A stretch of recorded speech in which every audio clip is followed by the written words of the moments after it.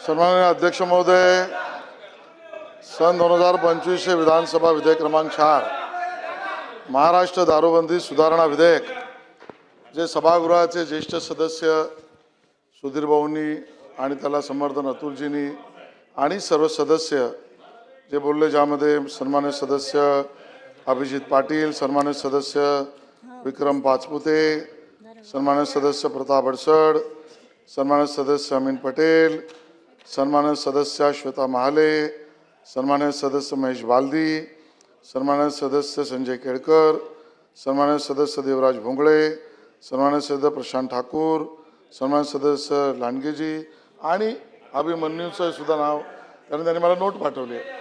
अभिमन्यू पवार, योगेश सागर या सगळ्यांनी अतिशय महत्त्वाचे या विधेयकावरचे मुद्दे मांडले. पण सुधीर भाऊ, मी या आपल्या विधेयकावर चर्चा करायला आणि सरकारच्या बाजूने मतरूपी उत्तर मांडायला उभा असताना माझी अवस्था ऐन वेळेला मला या दिलेल्या ब्रीफ नंतर आणि सभागृहातल्या तप्त भावना आणि स्वतः माझ्या आयुष्यातली असलेली माझी मूल्य बघता मला असं वाटलं, ना जाम देखा ना मैकदा देखा. माझी अवस्था कशी आहे? ना जाम देखा ना मैकदा देखा, फिर भी शराबियों की गवाही मुझे देनी पड़ी. जिन्होंने पी वो मस्त है, जिन्होंने पी वो मस्त है. मैंने कभी हाथ भी नहीं लगाई, लेकिन उनकी सफाई देनी पड़ी. आणि त्यामुळे तुझी रात्री आहे आणि म्हणून या ठिकाणी सन्माननीय सदस्यांनी जे मुद्दे मांडले, ज्यामध्ये अपेक्षा ज्या व्यक्त केल्या त्या खऱ्या आहेत, हे आपण नाकारू शकतो असं माझं मत नाही. की राज्यात दारूबंदी नाही आहे, सन्माननीय सदस्यांनी सुद्धा मांडताना काही सदस्य बोलले आणि म्हणून राज्यात दारूबंदी नाही हा पहिला विषय आहे. पण दारू विक्री, दारू पिण्याची स्थानं, दारू कुठे घेतली जाईल आणि ती घेतल्यानंतरची वर्तणूक, या सगळ्यावर मर्यादा आहेत का? तर सुधीर भाऊ, त्याचं उत्तर हो, मर्यादा आहेत. त्याच्यावर काटेकोर कायदे आहेत का? तो हो, त्याच्यावर कायदे आहेत. प्रश्नचिन्ह त्या कायद्यांच्या अंमलबजावणी करणाऱ्या व्यवस्थांबद्दल लोकांच्या, सभागृहाच्या भावना आहेत, तर त्या आपल्याला नाकारता येणार नाहीत. आणि म्हणून या ठिकाणी जे प्रस्ताव या बिलाच्या माध्यमातून मांडला आहे, ज्यामध्ये कलम 85 मध्ये कोणी सडकेवर अथवा सार्वजनिक जागी व त्या कोणत्याही जागी लोकांना प्रवेश मिळू शकतो अशी जागा असेल किंवा तिथे परवानगी जाण्याची असेल, अशा जागी दारूचा निषेध गैरशिस्तीने वागेल तर अशा व्यक्तीवर सश्रम कारावास व दंडाची तरतूद आहे. ही तरतूद नाही असं नाही आहे. सन्माननीय सदस्यांनी 85(1)(अ) मध्ये 6 महिन्यापर्यंत सश्रम कारावास व 10,000 रुपयापर्यंत द्रव्यदंडाची शिक्षा ही 85(1) मध्ये अशा पद्धतीने सार्वजनिक ठिकाणी गैरशिस्तीने वागेल अशा माणसावर, माणूस कोणी असेल त्याच्यावर कारवाईची आहे. अपेक्षा अशी जरूर केली आहे सन्माननीय सदस्यांनी की त्याची वाढ व्हावी. काही सदस्यांनी 1 वर्ष म्हटलंय, काहींनी त्या 10,000 रुपयाची शिक्षा तेवढीच ठेवा, वाढवा. 85(1)(ब) मध्ये तदनंतरच्या अपराधासाठी, म्हणजे पहिल्यांदा अपराध केला आणि नंतर परत सापडला, हॅबिच्युअल झाला, तर 1 वर्षापर्यंत आहे. 6 महिन्याच्या ऐवजी 1 वर्ष आहे. आणि 10,000 रुपयापर्यंत द्रव्यदंडाची शिक्षा आहे. सन्माननीय सदस्यांची अपेक्षा ती 1 वर्ष न करता 1.5 वर्ष करा, ती 20,000 रुपये करा. आणि म्हणून हा जर हॅबिच्युअल असेल तर त्याच्यावर कडक कारवाई झाली पाहिजे. समाज हिताला, सार्वजनिक आरोग्याला तो इजा पोचवत असेल तर त्याच्यावर कारवाई झाली पाहिजे आणि ती कडक असली पाहिजे, त्याची अंमलबजावणी झाली पाहिजे ही अपेक्षा आहे. पण अध्यक्ष महोदया, या भावनेशी सहमत असलो तरी आपल्याला हे समजून घ्यायला लागेल की यामध्ये महाराष्ट्र दारूबंदी अधिनियम 1949 एवढ्या अंतर्गतच कारवाई होऊ शकते का? तर होय, त्याच्या अंतर्गत होऊ शकते, केली पाहिजे. पण त्याबरोबर भारतीय नागरिक सुरक्षा संहिता 2023 हा जो आपला कायदा आहे, जो पूर्वी आपल्याकडे IPC त्याला म्हणायचो, त्याच्या अंतर्गत पण प्रावधान आहेत आणि त्या अंतर्गत पण ही कारवाई होते. आणि म्हणून बरेचदा पोलिसांना किंवा विविध व्यवस्थांना सर्वसाधारणतः नागरिक या विरुद्धची तक्रार करायला जातात, ते एक्साईजच्या ऑफिसला जात नाहीत. ते जातही असतील, पण बरेच अंशी स्थानिक पोलिसांकडे जातात आणि तिथे सुद्धा आपल्याला पोलिसांनी करायची कारवाई ही भारतीय नागरिक सुरक्षा संहिता 2023, भारतीय साक्ष्य अभियान 2023 आणि जो कायदा आपण म्हणता महाराष्ट्र दारूबंदी अधिनियम याच्या अंतर्गत करावी लागते.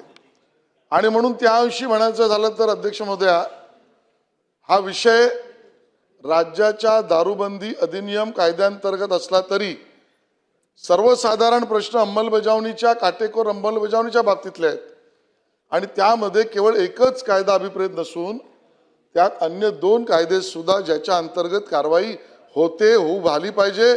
समाज मन, समाजाचं आरोग्य हे नीट राहिलं पाहिजे याची अपेक्षा असते.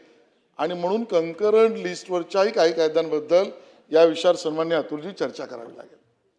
आणि म्हणून या विषयातली चर्चा सर्वंकष व्हायची असेल तर आपल्याला हेही लक्षात घ्यायला लागेल की आपल्या ठिकाणी, आज मला नेमकं वर्ष माहीत नाही, पण आपल्याकडे दिल्या जाणाऱ्या परमिट रूम, बार्स याची लायसेन्स, मॅन्युफॅक्चरर्स यांच्या परवानग्या, त्यांना दिलेल्या लायसन्सच्या वर्षातली आपल्या महाराष्ट्रातली लोकसंख्या, त्यानंतर कित्येक वर्षात, मी चुकत नसेल तर सुधीर भाऊ, जे प्रेझेंटेशन मी कॅबिनेटला पाहिलं ते मला आठवतं, त्या आधारावर मी एवढं म्हणू शकतो की जवळजवळ 20-25 वर्षामध्ये ऑथोराइज लायसन्सधारक दुकानं किंवा परमिट रूम किंवा मॅन्युफॅक्चरर्स यांच्या बाबतीमध्ये जवळजवळ 40-50 वर्षात आपण बदलच केलेला आहे.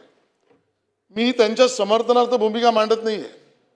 आपला प्रश्नही सार्वजनिक ठिकाणी गैरवर्तणूक करेल, गैरशिस्तीने करेल दारू पिऊन, याच्याबद्दल आहे.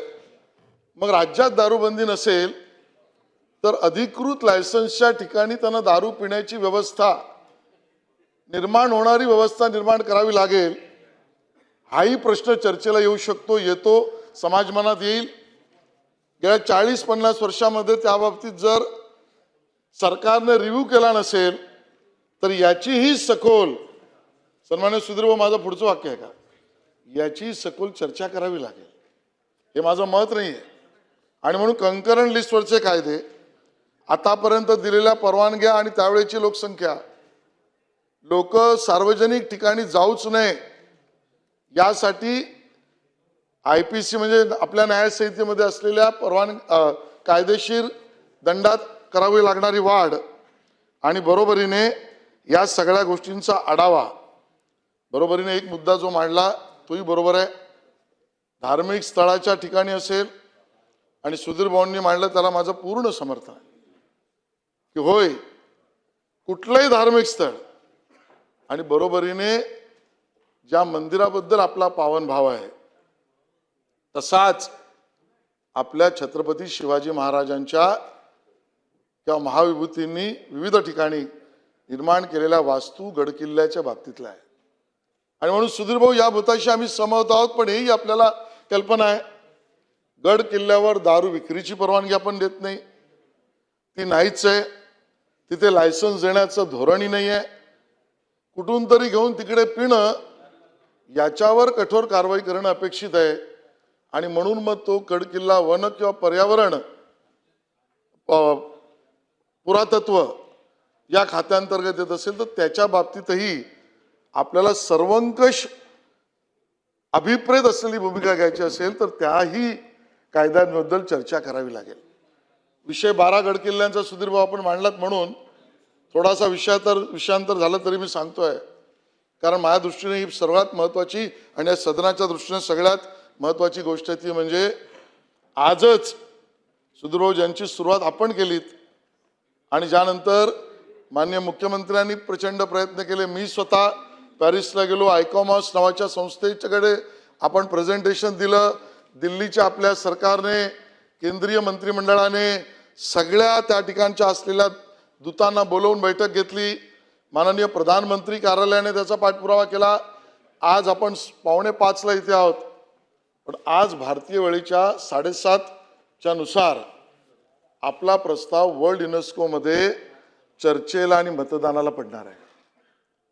आणि 7:30ला सुरू होणारा प्रस्ताव या 12 गडकिल्ल्यांना जागतिक वारसा आणि छत्रपती शिवाजी महाराजांचं शौर्य पराक्रम हे जगभरातल्या लोकांसमोर मांडून त्याची मंजुरी मिळणारच या अपेक्षेने 7:30च्या नंतरची चर्चा आपण वाट पाहतो आहोत. आणि अपेक्षित आहे आतापर्यंत केलेल्या सरकारच्या सर्व भूमिकेतून की आपल्याला यश मिळेल आणि जग सुद्धा आश्चर्यचकित होऊन या 12 किल्ल्यांकडे वारसा जागतिक म्हणून बघायला येईल. ही लढाई आपण जिंकू, पण आपल्याला ही सुद्धा लढाई जिंकायची आहे की त्या ठिकाणी अशा पद्धतीची गैरवर्तणूक करणारे हॅबिच्युअल ऑफेंडर्स किंवा ड्रंकर्स यापासून आपल्याला सुटका द्यायची आहे. एकंदरीतच निकोप समाज करणे आणि मग या सगळ्याबरोबर आपण कारवाई करतो की नाही, कदाचित या आकडेवारी पुरेशी नसेल, पण सराईत गुन्हेगारांवर प्रतिबंधात्मक कारवाई या महाराष्ट्र दारूबंद कायदा कलम 93 अंतर्गत 23-24 मध्ये आपण 3,321 लोकांवर केली, 24-25 मध्ये 3,544, आतापर्यंत 7,501 आणि MPDA अंतर्गत कारवाई आतापर्यंत 58 लोकांना स्थानबद्ध करण्याची केली. सगळीच आकडेवारी मी या ठिकाणी मांडत नाही. आणि म्हणून शेवटला पुन्हा एकदा सभागृहाच्या सर्व भावनांशी सरकार सहमत आहे, नंबर 1.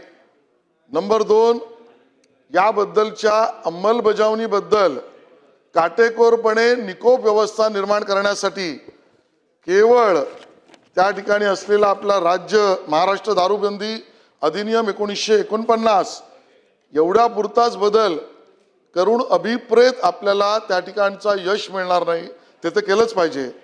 नंबर 3, याबद्दल काटेकोर कारवाई करण्यासाठी भारतीय नागरिक सुरक्षा संहिता यावरही चर्चा करावी लागेल. नंबर 4, भारतीय साक्ष अधिनियम याचीही चर्चा करावी लागेल. नंबर 5, या सगळ्या विषयातलं जे manufacturing licence permit room bar बद्दलचं राज्य सरकारचं धोरण याबद्दलही चर्चा करणं अपेक्षित आहे.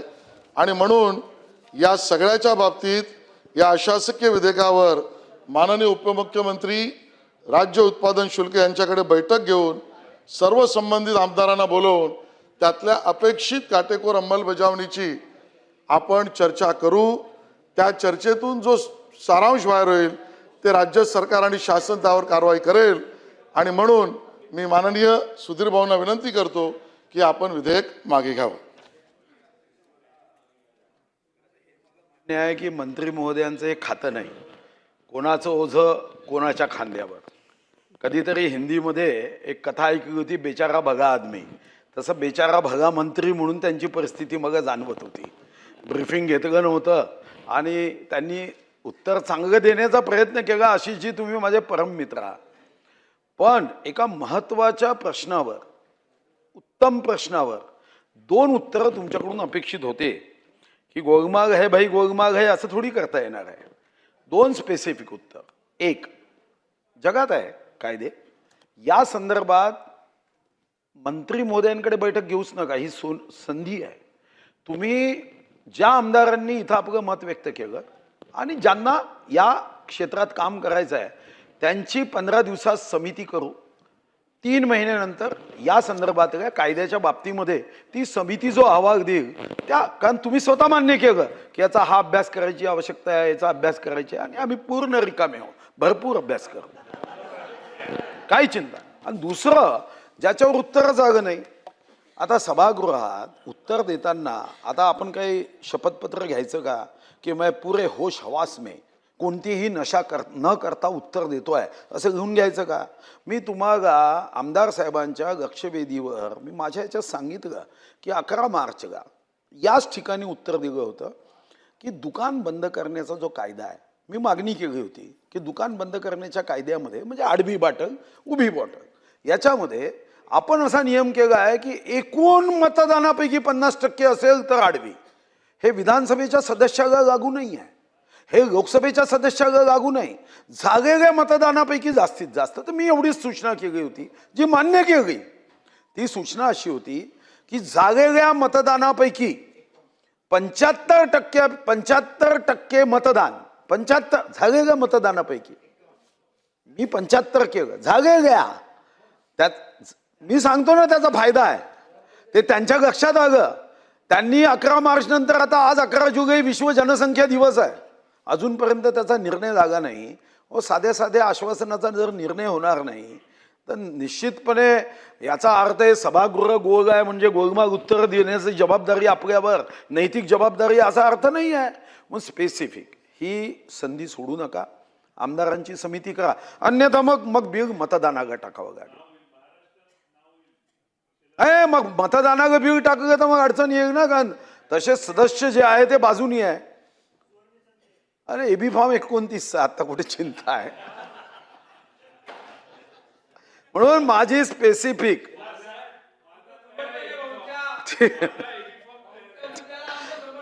आपण एक आमदारांची समिती करावी, 3 महिन्यात अहवाल 6 महिन्यात अहवाल घ्यावा आणि 11 तारखेला आमदार साहेबांच्या लक्षवेधीवर जे उत्तर स्पेसिफिक दिलं, स्पेसिफिक होतं की आडवी वाटल करण्यासाठी झालेल्या मतदानापैकी 75%. साहेब तो GR काढा. मी तुम्हाला खरं सांगतो, लाडक्या बहिणीनं आपलं सरकार आणलं ना, याच लाडक्या बहिणी तुमच्या मतदारसंघात तुम्ही जसे अश्वत्थामा चिरंजीव होता तसा चिरंजीव आमदार नाही झाले तर माझं नाव बदल. बस संधीचं का अध्यक्ष महोदय.